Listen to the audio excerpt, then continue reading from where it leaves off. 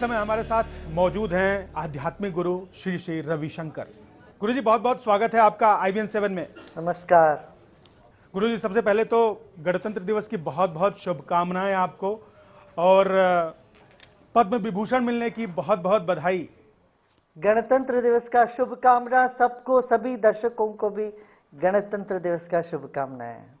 गुरु जी, 67 years हो गए हमारे गणतंत्र को। हम आध्यात्मिक रूप से कितने उन्नत हुए। देखिए, गणतंत्र दिवस आज हम मना रहे हैं। भारत गर्व रखता है, दुनिया के सबसे बड़ा गणतंत्र बन के निकलाया है। काफ़ी कमियां हैं, फिर भी कमियों के बावजूद भारत आगे ही बढ़ता चला जा रहा है और मजबूत होता जा रहा है। विश्व के जो एक प्लेटफॉर्म में भारत का आज महत्व पहले से बहुत अत्यधिक बढ़ चुका है और भारत का रोल हर क्षेत्र में बढ़ा है और आध्यात्मिक क्षेत्र में खास तौर से काफ़ी आगे बढ़ चुका है। ये पिछले साल जब विश्व योग दिवस हुआ उसमें ये देखने को मिला, दुनिया भर के लोग योग दिवस पर ये जो कार्यक्रम होता रहा दुनिया भर में उसमें शामिल हुए और भारत का सम्मान एक आध्यात्मिक और ज्ञान प्रधान नॉलेज बेस्ड कंट्री के रूप से निखराया है। सबसे बड़ी जो दिक्कत है हमारे साथ वो ये है कि अध्यात्म को धर्म के साथ जोड़कर देखा जाता है। कहीं ना कहीं ये धर्म से अलग, धर्म से बड़ी देखिए चीज। मत संप्रदाय हजारों हैं, इन सब संप्रदायों को यदि एक सूत्र में हमें बांधना हो वो सिर्फ अध्यात्म से संभव होगा कि अध्यात्म अंदरूनी मानवीयता को उजागर करने की एक कला है। इस दृष्टिकोण से देखा जाए तो अध्यात्म लोगों को जोड़ता है, तोड़ता नहीं है। और एक वसुधैव कुटुंबकम की जो पुरातन कल्पना है भारत का, वो अध्यात्म से ही साकार होता है। लेकिन अध्यात्म को बहुत सारे लोग अपने अपने तरीके से परिभाषित करते हैं, अपने अपने तरीके से उसकी व्याख्या करते हैं। अध्यात्म आम आदमी के लिए क्या है? अपनापन, निष्ठा, आत्मविश्वास, प्रेम और करुणा का जीवन में अभिव्यक्ति और एक स्वच्छ जीवन, भीतर बाहर स्वच्छता रखने की एक आदत हमारे में आ जाए तो हम कह सकते हैं ये हम अध्यात्म के पथ पर चल रहे हैं। गुरुजी, एक सवाल ये भी उठता है कि जिस तरह का माहौल आज देश और दुनिया में बन रहा है, जिस तरह से आतंकवाद की खबरें आ रही हैं, जिस तरह से असहिष्णुता की खबरें आ रही हैं, आपको नहीं लगता कि ये आध्यात्म ही एक ऐसी चीज है जो इस बारूद की ढेर पर बैठी इस दुनिया को बचा सकती है? दर्शाता है, ये दर्शाता है आध्यात्मिक की आवश्यकता पहले से आज बहुत अधिक है। यदि ये व्यक्ति जो आतंकवाद में उतर रहे हैं इनको अध्यात्म का जरा गंध भी होता तो ये हिंसा के मार्ग में कभी नहीं चलते। तो ये जो बात है ना, इस पर हमें ध्यान देने आज बहुत आवश्यक है। सिर्फ वैज्ञानिक और तार्किक प्रशिक्षण काफ़ी नहीं है, मानवीय मूल्यों पर भी प्रशिक्षण की आवश्यकता है और आध्यात्मिक अनुभूति की भी बहुत आवश्यकता है। और ये नहीं सोचना आध्यात्मिक अनुभूति गिने चुने लोगों के, चंद लोगों का है, गिने चुने लोगों के लिए है, किसी अमीर का है या गरीब का है, ऐसा नहीं सोचना चाहिए। ये जो बेसिक कहते हैं ना, मूलभूत जीवन को कैसे हम जिए, अपने मन को कैसे संभाले, बुद्धि को और तीक्ष्ण कैसे करें, ये कला है, यही अध्यात्म है। ये जो मूलभूत आध्यात्म की बात कर रहे हैं, बहुत इंपॉर्टेंट चीज है ये। इस मूलभूत आध्यात्म को आम आदमी अपने जीवन में कैसे उतारे, उसका तरीका क्या है? असल में ये है, गांव-गांव में है, हमारे नस नस में है, हमारी संस्कृति में है। सिर्फ इसको थोड़ा सा एक हम कहते हैं ना, सेचन करना है, इसको थोड़ा और बढ़ाना है और कुछ नहीं। गांव में एक अपनापन का जो भाव, सबसे मिलजुल के रहने का भाव आज भी है। इसमें बीच में ये जाति, धर्म, मत का ये जो विद्वेष फैल गया है, इससे युवाओं को हटाना है। बस दिलों को जोड़ने का काम है। ये हर आदमी, हर सामाजिक सुधारक, हर समाज सेवी ये काम अपना हाथ में लेके कर सकता, कर रहे हैं। इसीलिए देखिए, भारत इतना वैविध्यपूर्ण देश है, इतने तरह तरह के मत, संप्रदाय, भाषा, इन सब के बावजूद भी हम आगे बढ़ रहे हैं। तो भारत में बहुत सहिष्णुता है। नहीं होता तो ये बाल्कन कंट्रीज जैसे तिधर फिधर हो गए हैं, इस तरह से हमारा देश भी हो जाता, कभी का हो जाता। गुरुजी, मैं उसी बात पे आ रहा था कि विद्वेष की बात आपने की।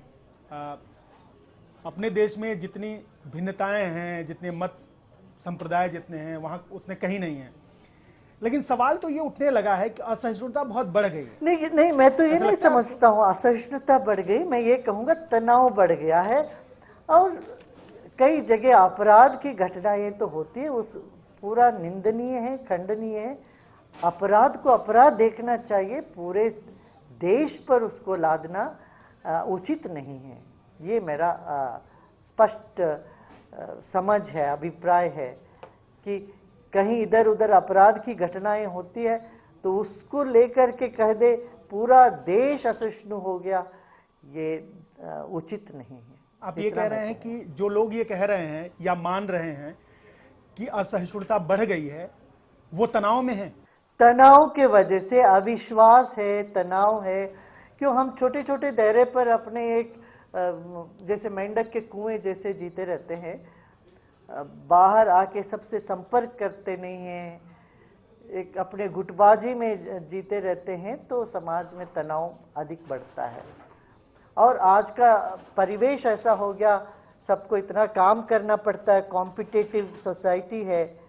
घर में तनाव, काम में तनाव, समाज में तनाव, इस तरह से तनाव सब जगह व्याप्त होने लगा।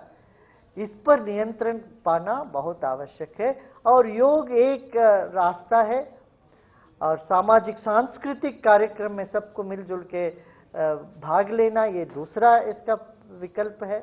ये जो बात असहिष्णुता की कर रहे हैं, वो ऐसे लोग नहीं हैं जो छोटी जगहों पर रहते हैं, छोटा काम करते हैं। ये बहुत बड़े बड़े लोग कई हैं जिन्होंने कहा है कि असहिष्णुता बढ़ गई है देश में। मैं उनको सम्मान करता हूँ, मगर उनका जो मत है उससे मैं सहमत नहीं हूँ।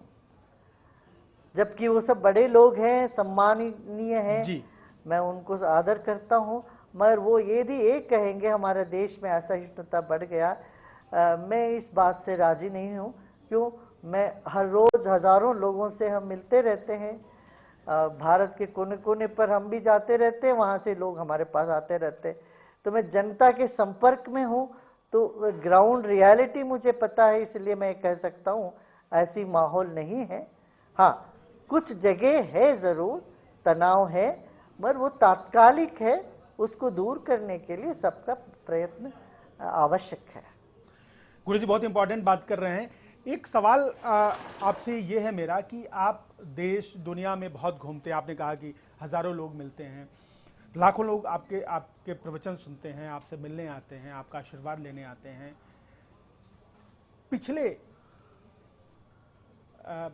4-5 दशकों में हिंदुस्तान का रुझान आध्यात्म की ओर बढ़ा है क्या? जो आज का युवा है वो ज्यादा आध्यात्मिक रूप से ज्यादा चैतन्य हो रहा है? बिल्कुल। आप देखेंगे हमारे सारे प्रोग्राम में, कार्यक्रमों में, सत्संगों में युवाओं का संख्या ही अधिक रहता है। अब वक्त आ गया है कि the spiritual Republic of India की बात कही जाए। आप कुछ भी कहिए, भारत हमेशा आध्यात्मिक देश रहेगा, रहा है और आगे भी रहेगा। जी, नाम हम चाहे कुछ भी दे दे, भारत प्रतिभावान व्यक्तियों का और आध्यात्मिक और मानवीय मूल्यों पर आधारित जीवन शैली का देश बना रहा है सदियों से, और आगे भी मेरा पूरा यकीन है आगे भी ऐसा बना रहेगा। गुरुजी, एक बात कही जाती है, जिस तरीके से विदेशों में भारतीय अध्यात्म का प्रचार प्रसार हुआ, जिसमें आपकी भी अहम भूमिका है। हमारे बहुत सारे आध्यात्मिक गुरु गए बाहर जिन्होंने आध्यात्म का प्रचार प्रसार किया।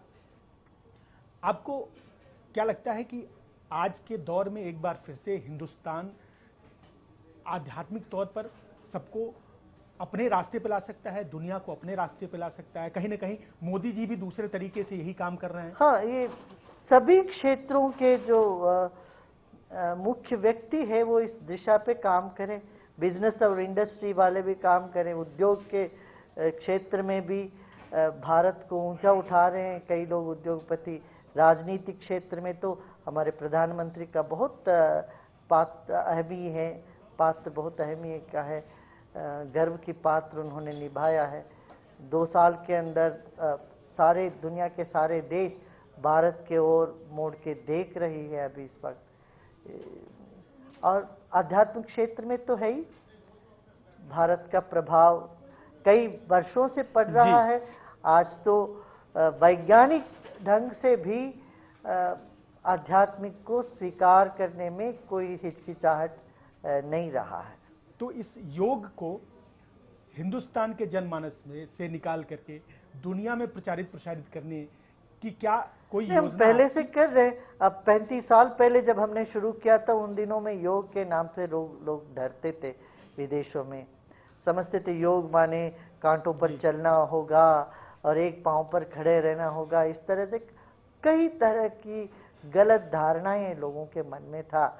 इसलिए हमने उसको जीवन जीने की कला, आर्ट ऑफ लिविंग के नाम से आगे किया, तो लोग उत्सुक होके उसको देखने के लिए क्या है देखेंगे करके आने लगे, फिर योग में रुचि लेने लगे। तो ये सिलसिला चल रहा है। ऐसे ही सांस्कृतिक रूप से भी दुनिया के सारे लोग एक मंच पे आए, एक साथ जुड़ जाए, ये प्रयास भी हमारा चलता रहता है।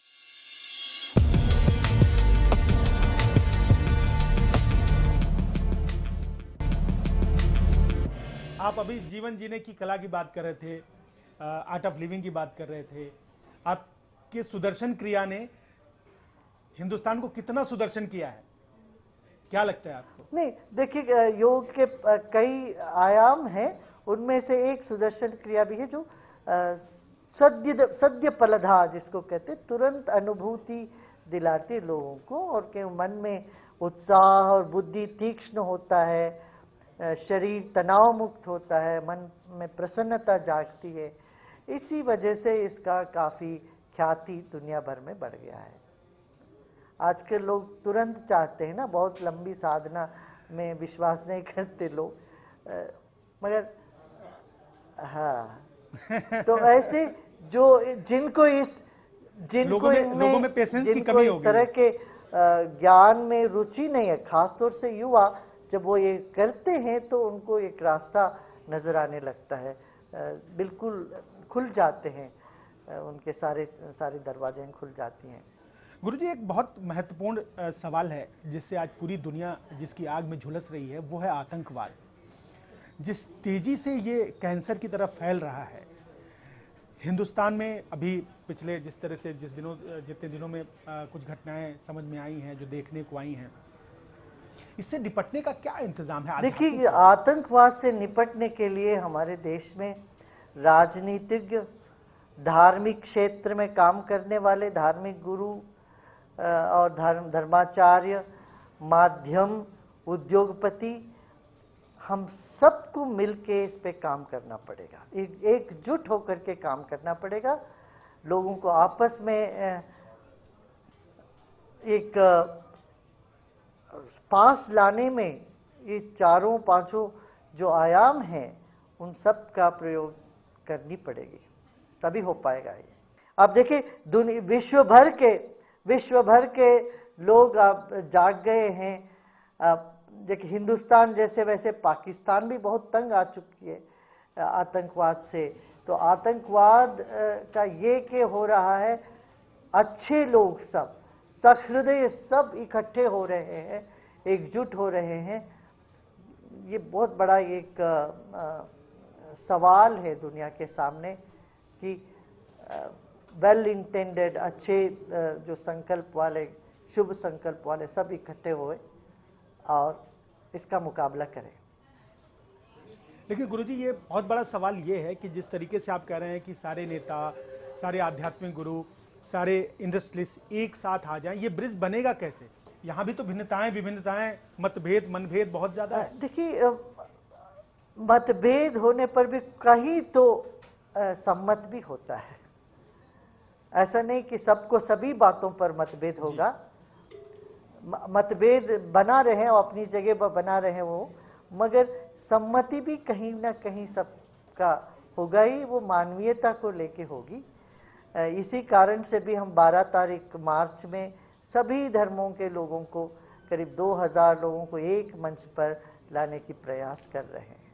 लेकिन जिस तरह से आपको नहीं लगता है कि हिंदुस्तान में, ये हमारी अपनी कमी है, इस गणतंत्र दिवस के मौके पर ये मुझे लगता है ये सवाल बहुत महत्वपूर्ण है कि ये जो वोट की बीमारी है, ये वोट तंत्र की जो बीमारी है, वो बहुत सारे काम नेताओं से ऐसा, राजनीतिक लोगों से ऐसा करा देती है जो नहीं होना चाहिए। लोकतंत्र में काफी सुधार आना बाकी है, और लोकतंत्र का सुधार हमारी शिक्षा पद्धति पर आधारित है। तो प्रशिक्षण में भी, शिक्षा पद्धति में भी एक मूलभूत परिवर्तन लाना आवश्यक है। जब लोग सुशिक्षित होते हैं तो गणतंत्र का भी अधिक महत्व बढ़ जाएगा। फिर भी देखिए, अमेरिका में इतना बड़ा गणतंत्र है, वहाँ 20% लोग वोट देने जाते हैं, मगर हमारे देश में 60-70% वोट देते हैं। इस दृष्टिकोण से भी आप देखेंगे तो भारत का गणतंत्र सर्वोपरि है, सर्वश्रेष्ठ है। हमें गर्व करना पड़ेगा। दुनिया के सभी राष्ट्रों को सामने रखते हुए हम देखेंगे तो भारत बहुत आगे ही है।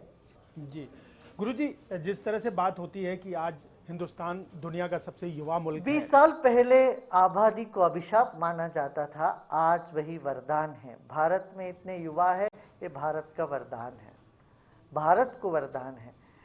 ये युवा सब मिल करके यदि अपना स्किल डेवलपमेंट करें और इकट्ठे होकर के प्रयास करें, एंटरप्रेन्योरशिप इनमें जग जाए। ऐसा नहीं बैठ के नौकरी के लिए देखते रहे। इनके भीतर आत्मविश्वास यदि जगता है तो एंटरप्रेन्योर हो पाएंगे, और आत्मविश्वास सिर्फ अध्यात्म से ही जगेगा, दूसरा कोई रास्ता नहीं। अच्छा, नमस्कार।